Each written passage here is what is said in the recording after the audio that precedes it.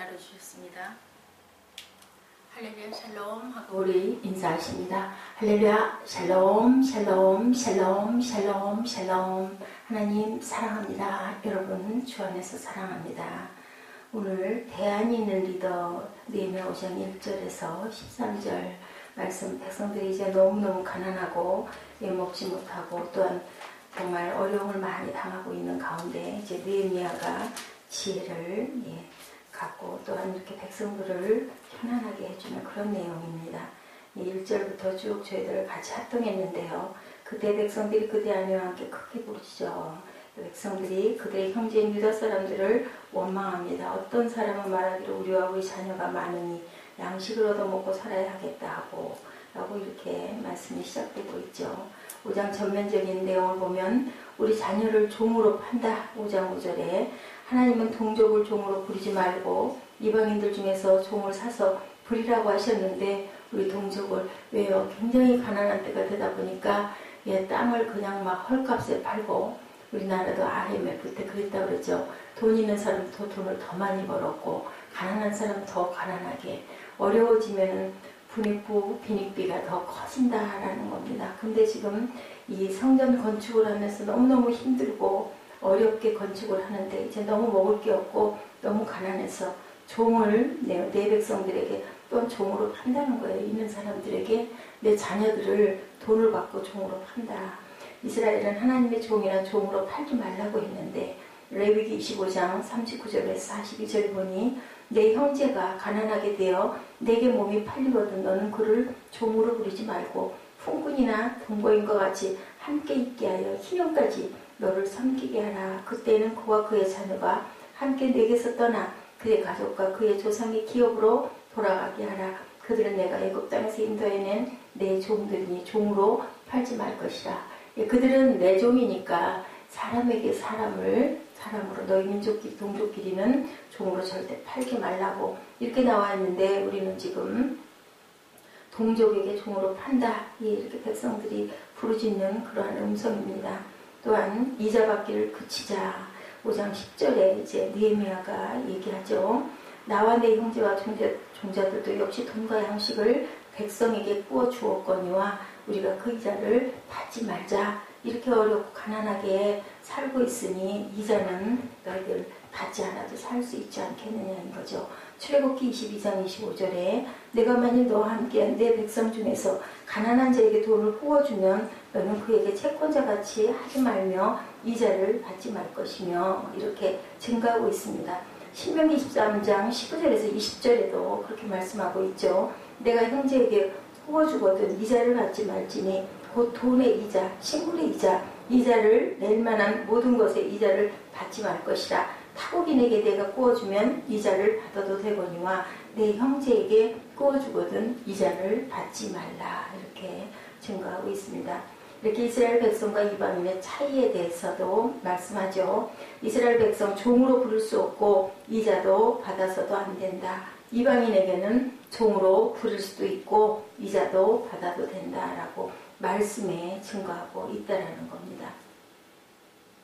이래서 이제는 느헤미야가 그 어렵고 가난한 백성들을 이렇게 돕는 어제도 제가 말씀을 전했지만 성벽 재건하려면 뭐가 있어야 돼요? 돈이 있어야 돼요. 그죠? 그러면 백성 중에서 힘있고 또한 세력도 있고 돈도 있는 그런 사람들과 함께 이 성벽을 재건해야 되는데 느헤미야가 이렇게 이자도 받지 말고 그 종으로도 팔게 해서는 안 된다라고 얘기를 하려면 있는 사람들을 나무라고 등을 져야 되는 상황인데도 느헤미야는 그렇게 그 있는 사람들, 돈 있는 사람들, 부유한 사람들 편을 절대로 들지 않습니다. 오늘 본문에 성벽 건축 동안에 경제적 형편이 어려웠던 일반 백성들 사이에 있었는 그 어려움을 함께 끌어안아주는 느헤미야의 그 사랑의 마음이죠. 불만에 대해서 느헤미야가 귀족들을 설득해서 이자를 성경 말씀에도 이렇게 있지 않느냐, 레위기도 이렇게 있지 않느냐, 이자를 받지 말자. 신명기에도 허락하고 있지 않느냐, 출애굽기에도 말씀하고 있지 않느냐, 종으로 부리지 말고 이자를 받지 말라. 상황이 어렵죠. 엄청 어렵습니다. 그곳에서 대안을 가지고 헤쳐나가는 느헤미야의 모습, 리더의 모습입니다.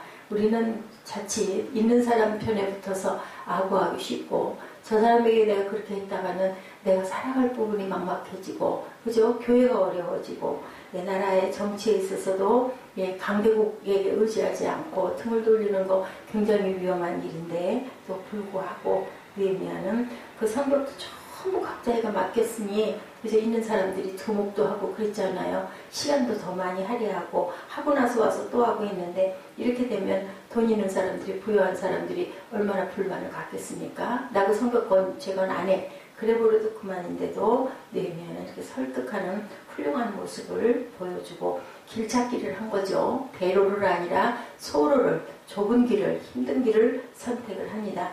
힘들게 성벽을 건축하고 있었을 때 어려운 일반 백성들이 아내들과 함께 부르짖는 그 부르짖음이에요.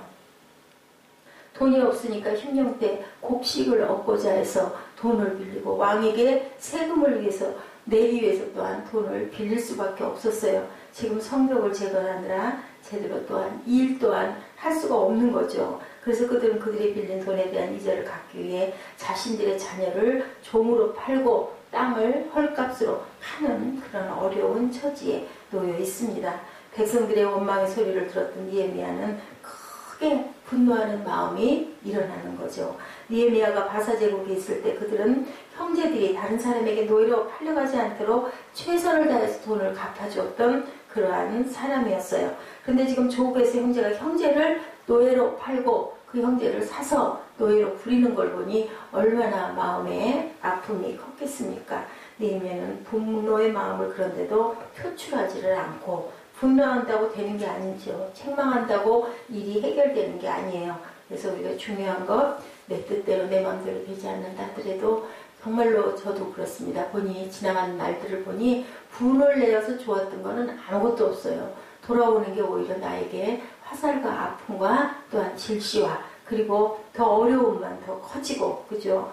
아무런 돕는 손길이 다가오지를 않아요. 분내면은 내가 잘해놓고서도 책망을 받게 되고, 잘해놓고서도 나중에 사과를 하게 되죠. 그래서 깊이 7절에 보니 생각했다, 그죠? 깊이 생각하고 귀족들과 민장을 꾸짖어 그들에게 이르기를 너희가 각기 형제에게 높은 이자를 취하는도다 하고 대회를 열었다. 회의를 열죠. 그래서 이방인의 손에 팔린 우리 형제 유다 사람들을 우리 힘을 다하여 도로 찾았거늘 너희는 너희 형제를 팔고자 하느냐, 또 너희가 너희끼리 이렇게 팔고 사고 했어야 되겠느냐라고 책망을 합니다. 책망만 하는 것은 힘이 소진돼요. 그래서 빨리 길을 찾아야 되죠. 일단 나무를 했으면 어떻게 할 것이냐, 어떤 방법을 모색을 해야 됩니다. 길을 찾지 않고 대안이 없이 비난만 하다가는 결국은 거꾸로 책망을 받을 수밖에 없죠. 그렇기 때문에 느헤미야는 책임없는 리더는 비난만 하고 있는데 그렇게 하지 않았다라는 거죠. 나는 길을 찾는 사람인지 아니면 누군가의 잘못을 가지고 꼬집고만 앉아 있는 사람인지 그것을 또한 생각을 해야 돼요. 방법을 모색을 해서 해결을 하게 해야 되겠죠. 무슨 말을 하려면 먼저 대책을 강구하고 나서 얘기를 할 줄 아는 지혜를 가져야 된다. 대책이 없었을 때는 일단은 잠잠하게 기도하고 생각하고 입을 다물고 묵상을 해야 된다. 두 번째로는 은혜의 원리입니다. 느헤미야가 발견한 대안은 은혜였어요. 11절이죠. 같이 한번 합독합니다.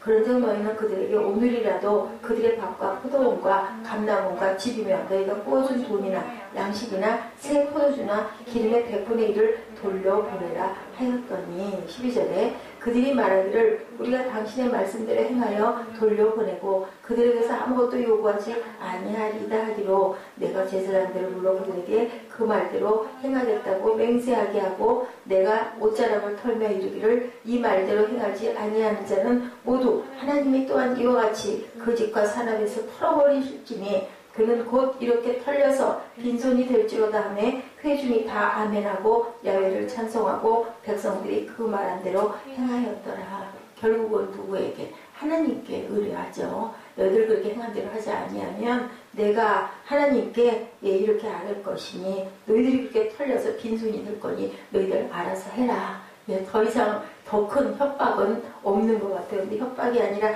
정말로 하나님이 그렇게 하겠구나라는 것을 백성들은 다 믿습니다. 결국은 느헤미야의 가지고 있는 통치력, 느헤미야의 백성을 다스리는 힘을 믿고 또한 하나님이 함께 하신다는 것을 인정하는 그런 모습을 우리가 보게 되죠. 네, 은혜의 원리예요. 은혜로 너희들이 그런 거 받지 마라 얘기를 하는 거죠.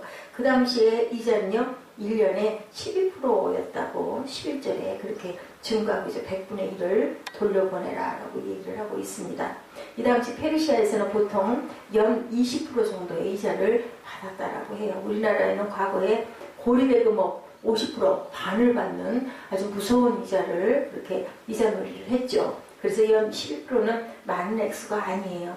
그러나 이것이 이스라엘에는 동포에게 받기로는 많은 액수였다. 그리고 이 성전 재건하느라고 성벽 재건하느라고 힘드니 받지 마라. 지금처럼 함께 성벽을 건축하는 중에는 더더군다나 그 사람들에게 그걸 받으면 어떻게 밥을 먹고 살겠니? 이자를 받지 말자. 시장 원리로는 12% 이상을 받아도 될 수 있는 건데 지금은 때가 성벽 재건할 때 아니냐. 그들이 일하면서 이 성벽 재건하는데 우리가 그 이자까지 받아서 어떡하겠느냐. 시장 원리는 원래 수요와 공급의 균형을 맞춰야 되죠. 사용하는 사람이 많으면 이자는 올라갈 수밖에 없어요. 그래서 어려운 상황이니 이자는 더 올라갈 수밖에 없습니다. 하나님의 사람은 시장 원리가 아니라 은혜의 원리로 살아야 된다. 정확하게 맞죠. 이 돈 빌려갔으니까 이자 줘야 되는 거 맞지만 하나님의 은혜로 이렇게 귀한 일을 하고 있는데 우리가 받지 말자. 수요가 많아서 마음대로 고리를 받는 것이 아니라 함께 동포된 자로 어떻게 하여야 할지를 생각하는 은혜의 원리를 갖자. 우리가 세상 사랑하는데도 그렇게 하자는 거죠. 기독교인의 대안은 성경적이어야 한다. 진리에 맞으면 그 대안은 충분히 힘을 발휘하게 될 것인데 우리가 있는 곳은 항상 길이 있다. 우리는 믿음으로 성경적 대안을 찾아가자. 대안이 없으면 갈 길이 없는 거죠. 대안이 있다는 것은 곧 길이 있다라는 거예요. 근데 길이 어디 있다고 그래요?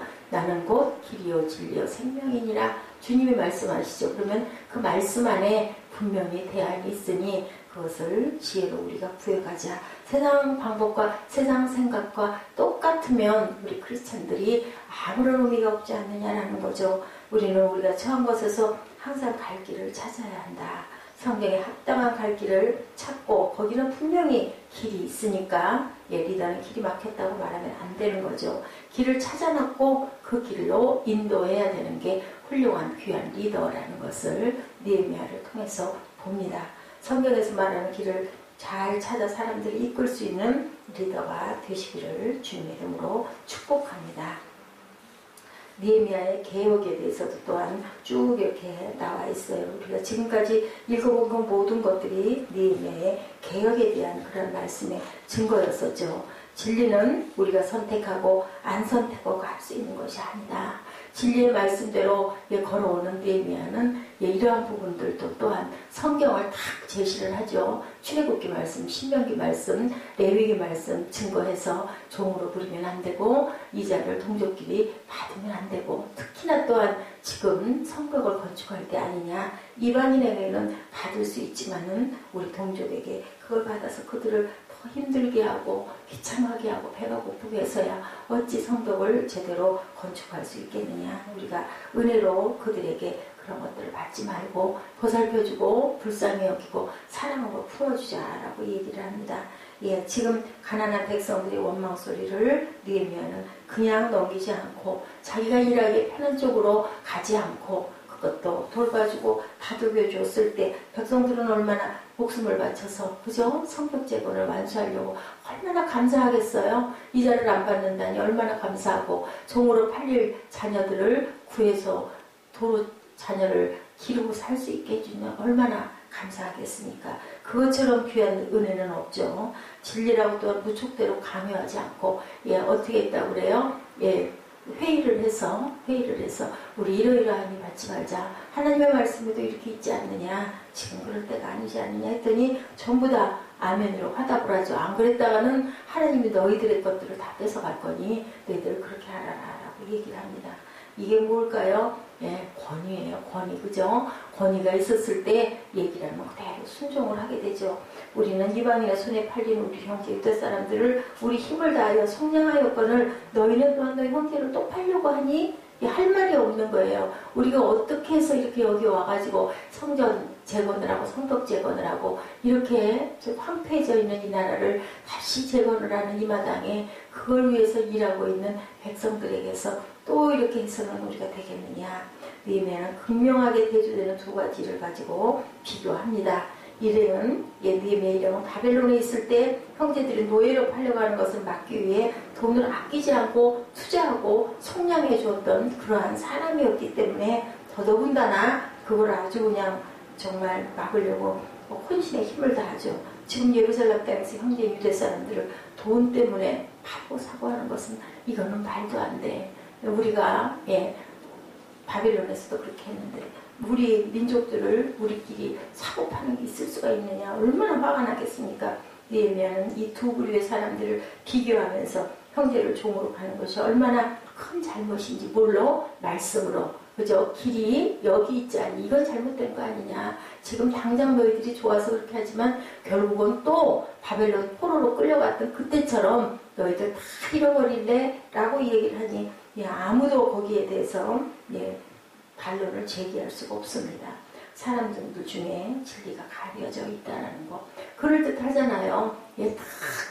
이게 이렇고 이게 그런데 당연히 그래야 되는 거 아니야 라고 얘기할 때 우리 들어보면 너무 옳은 얘기죠. 근데 그게 사람들의 마음 안에서는 옳지만 하나님의 진리 안에서는 옳은 것이 아니라는 것. 그래서 우리가 항상 왜 우리가 은혜로 구원받았잖아요. 구원받을 수 있는 자격 있는 사람이 아무도 없기 때문에 진리가 드러날 때 진리는 승리한다라는 거. 그러게 우리는 진리를 드러내야 되는데 무엇으로 드러내요?